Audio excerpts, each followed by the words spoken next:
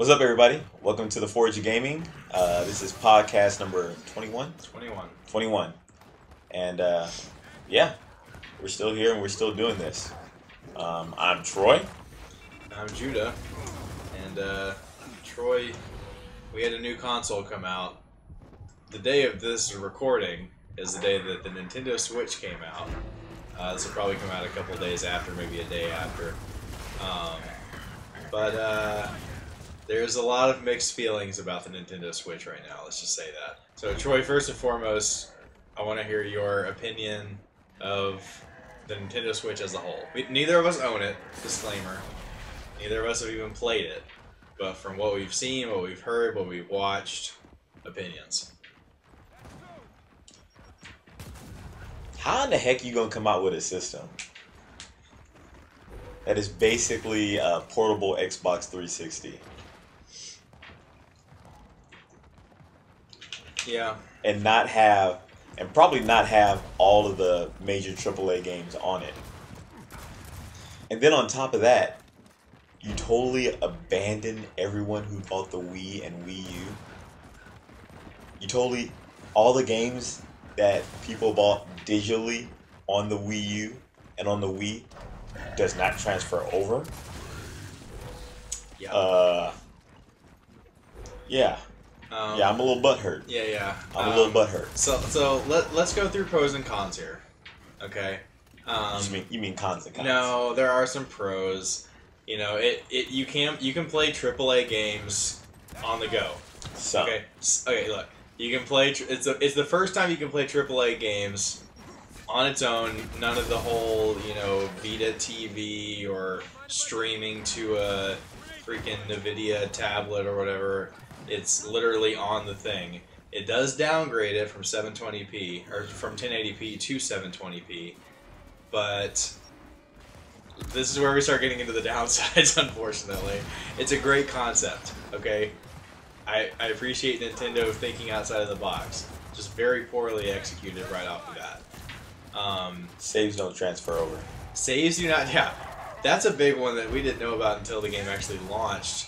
Was if you are playing, let's say you're playing Skyrim, and you're on the bus ride home, and you play for 2 hours and make a good amount of progress in the game, and then it happens to run out of battery like half an hour before you get home, all that save progress is lost because you never got to connect it back to the actual console itself. That's gonna piss off a lot of people. And how long is the battery life on it? 2.5 hours? 2.5 hours. That's it? That's it. That's all you got? See, this is why, like I said, it's a good concept, but whenever I first heard about it, I was like, how are they even going to pull this off? Like, how can something that's going to have this much, presented to us to be able to, be capable of, and then still be able to make it last a long time, Troy, why don't you share what Square Enix had to say about, Oh yeah, they asked. Someone asked one of the creators or whatever of Square Enix if Final Fantasy 15 will be coming to the Nintendo Switch, and he laughed and said, "No, it's not powerful enough." That's bad news. Like, really bad news. This was supposed to be Nintendo's kind of gateway back into the AAA market. And if that can't run, then, this year's Call of Duty, if they ever want a shot at something like Destiny coming to it, or anything like that, are we going to see another run of strictly Nintendo games for the Nintendo console? If that's all that it can do. The most impressive games so far that I've seen it can run are, like you said, 360 games. You can play Skyrim on it. You can play Skyrim on almost anything. So they're running games on the Nintendo Switch that could actually just run on the Wii. Yeah, technically. It's a portable Wii U, which the Wii U was already kind of portable. Well, it came with the controller had its own screen. You could play the game on the screen as long as you were within vicinity. Yeah, I was gonna say you had to be close. But okay, one cool thing I also like about the Nintendo Switch is the dual controller thing. The fact that you could take it apart, you could have it set up to the TV. I think it could be a really cool console whenever it's not portable. Of course, that's supposed to be the selling point of it. But take off the two controllers. You and your friend can play on the same screen, stuff like that. I've heard that the games that have come out for it so far have been good. Been hearing good things about Zelda and whatever else came out for it on launch. In that weak trailer that they came out with a while back, they showed people playing NBA 2K with these tiny little controllers. And I'm sitting there thinking like, how?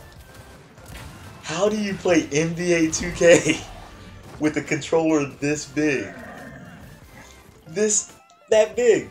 You know how many buttons it takes to play 2K? You just walk up and shoot? Next, they're going to bring RTSs to the Nintendo Switch, and you're going to have to play an RTS with like 6 buttons. Well, I think it's a touchscreen now. Oh, is it? I think so. Oh, okay. Well, if that's the case, then they can do whatever. But yeah, it's just, and you know what? And to this point, I don't hear a lot of negativity about it. At least from what I've seen online so far. But I think in time, people will start to get a little frustrated with it. Like it's sold out, right? Yeah. Like everybody got it besides us, and everybody is jumping in, enjoying the games and stuff. But like I was saying earlier, the day that people start having games saves just wiped because they're not close enough to their console, like I don't even know if I would want to play this thing on a plane or something. Like God forbid that first of all, short battery life. But also, like, what kind of game am I going to want to play that I don't care about the save process? And then, let's not get into the freaking how much space it has. What is it, 32 gigs of space? Oh, yeah. And then there's a game that's coming out. I think it's Monster Hunter or something like that. Yeah. That has more. It's like 38 or 40 gigs. Yeah, it's like, and what? That's the thing is, like, I'm sure you guys that have PS4 and Xbox One, you guys can see like how big some of these games are that are coming out. I think like Halo 5 is somewhere close to 80 gigabytes or something like that, maybe more. And that's not including if you're downloading freaking Forge maps and all kinds of crap. Yeah, and then it's like that's the internal storage. And they also said that you can get external storage, but you can't just use you can't just use a USB stick. You have to have Nintendo's USB stick. And I'm just like, come on, Nintendo, you had so much potential. You had gold in your hands. And you squandered it. And look, I'm not trying to... I love Nintendo. I grew up with Nintendo. The NES, Mario Brothers 2, 3, Final Fantasy 1, Pac-Man, all those games, man. 1942. Love those games. Nintendo brings it when it comes to the software. Zelda, Donkey Kong, Mario Party, they bring it. Splatoon is a great game. I own Splatoon. It's around here somewhere. I own Splatoon. I have it. But yeah. I mean, the hardware is just weak. They just don't know how to make a normal console. Like, like we did a podcast a while back about just how desperate we think Nintendo is getting. And first of all, this is way early for coming out with a console. Okay, the Wii U has not been out for that long. It came out like what, maybe less than a year before the Xbox One and PS4. Yeah. It was in between. Bro, I just got a Wii U like last year. Yeah, and not only are they already a year and a half ago. Not only are they already coming out with a console to replace it, but they're leaving behind all the stuff that's on it. Now, one big thing, and I have been asking for this from all consoles for a while, this is one of the first consoles that I've seen in a long time that's using chips. If there's, that's one positive thing. I would love if instead of discs, these consoles took chips instead because they don't break, they don't scratch. I have got Nintendo DS games that probably had dogs chew on them and they still work. Yeah, we got cartridges up here that are freaking NES, older than I am, all that, yeah, and still work well. So good on them for that. But Man, yeah, the cons just outweigh the pros. And now, Troy, let me ask you this: what would they have to do to turn it around? Or is it too late? It's too late. Is it? It's too late. I'm not sold on it. I'm not sold on the battery life. I'd rather play my DS. Yeah. I mean, I thought they would learn with the whole Vita thing, and watching the death of the Vita with Sony, because the hardware for the Vita couldn't keep up with the hardware for the PS4, and so you can only run certain types of games on it. And I mean, that's fine, but you look at the DS, and the DS is great. They're trying to defeat their own handheld console, in a sense, and the DS is like destroying it, man. Yeah. The DS is like DS is not struggling at all. the DS is the most sold console of all consoles. There are more DSs out there than there are PlayStation 4s. Yeah. There are more DSs out there than there are Xbox Ones. Yeah. No, I mean, it has the, like kids buy them all the time. Their parents buy their kids DSs. I have 4 DSs in my house. There's probably, my parents' house probably has like 6 or 7 of them laying around. We all had them. We would play them on road trips, play Mario Kart against each other. And they're great. Yeah. I play Mario Kart with my kids. Yeah. On the DS. It's fun. Yeah. But here's the thing about the whole turning the Switch around. You can do whatever you want to software, to some extent, but the hardware issues. I mean, can you come up with a software update that's going to add more internal memory? Or a software update that's going to bring more battery life? I don't see that kind of stuff being able to be fixed. And I'm baffled that Nintendo, at some point during this process of creating this console, didn't just be like, wait, there's a whole lot of flaws here. So, Yeah. is this the death of Nintendo? No, because people are still going to buy the crap.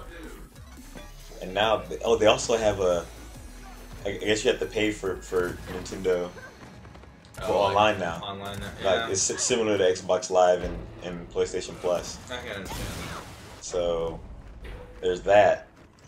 But, this will help us to transition. But, Phil Spencer, the head of Xbox, was asked, what he thought about the Nintendo Switch.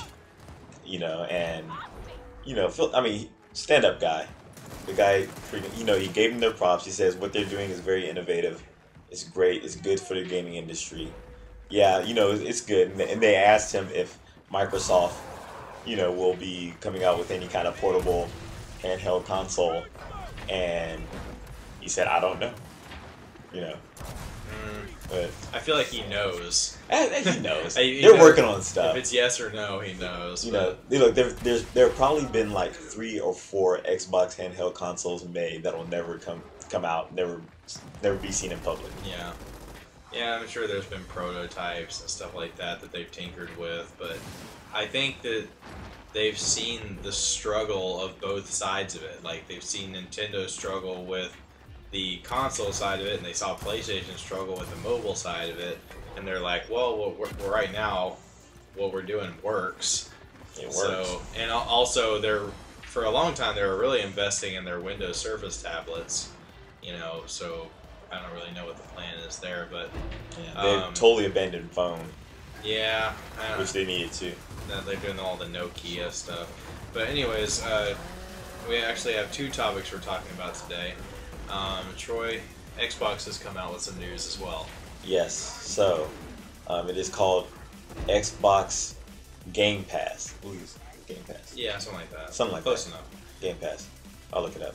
But yeah, Xbox Game Pass, and you pay $10 a month, and you're given access to immediately over 100 games to play. And so this is basically their version of Netflix, but instead of streaming the game like PlayStation Now, you actually download the game and play it. So there are no buffering issues or anything like that. And so that is a major plus, and I will be getting that day one. Yeah. It's definitely going to be, it's going to be one of those things where ordinarily, if I get it, the games that I'm going to play are the ones that I've thought about playing but never really wanted to drop the money on it. And there are some games that would fall into that category. But yeah, I remember whenever PlayStation Now started that, the streaming was the biggest complication with it. Yeah. You know, because if you didn't have the bandwidth capable of, maintaining a consistent, you know, it's not the same as, streaming a movie or something. You know, video games are much more demanding. So, I think downloading is much smarter.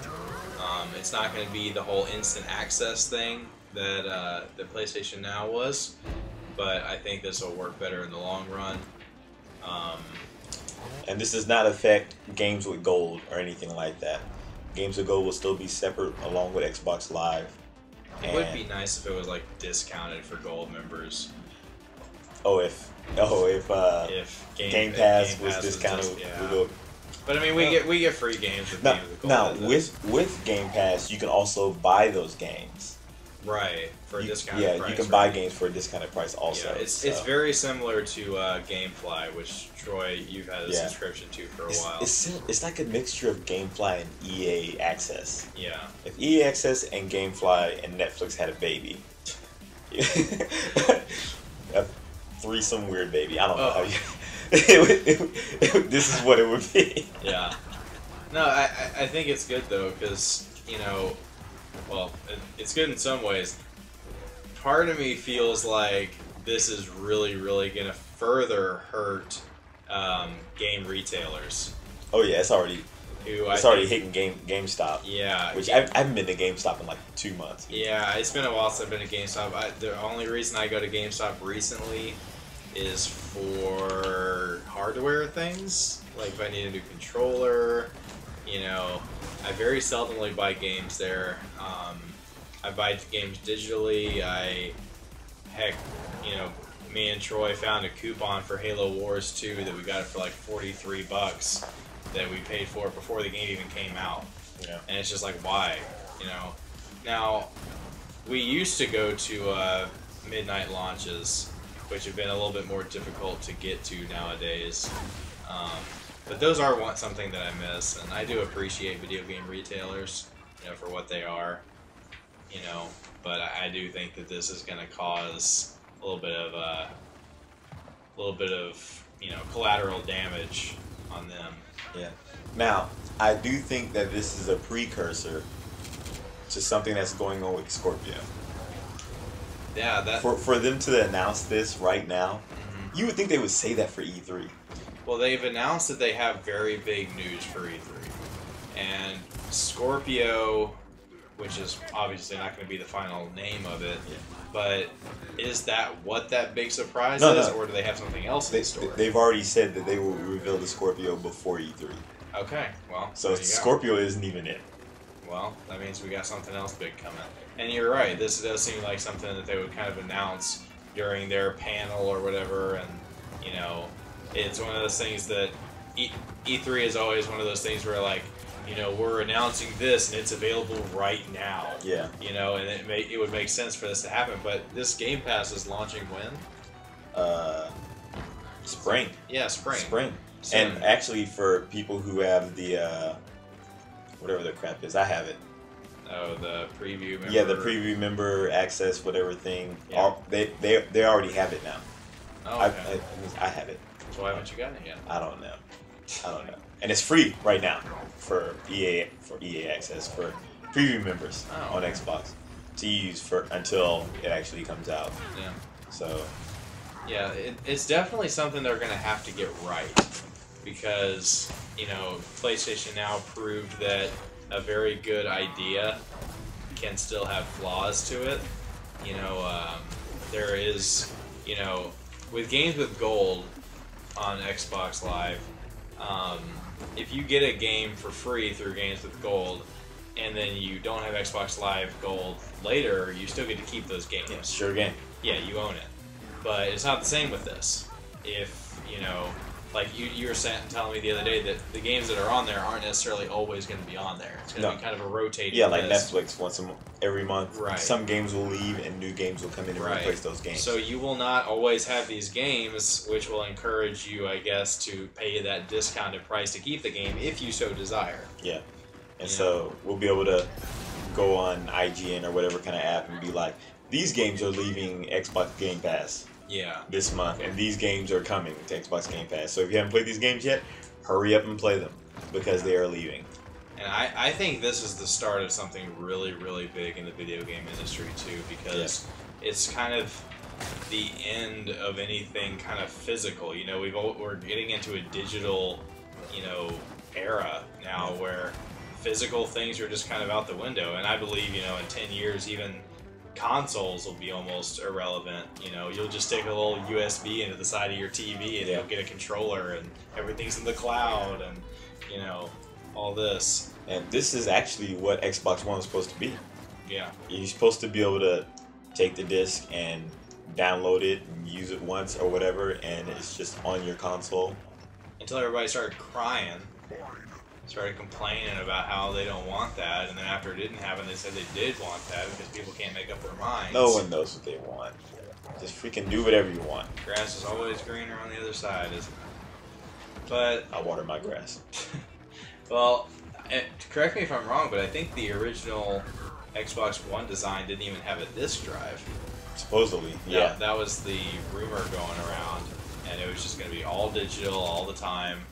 And I think one of the only deficits that was that there wouldn't be a Blu-ray drive, but then again, who buys Blu-rays anymore?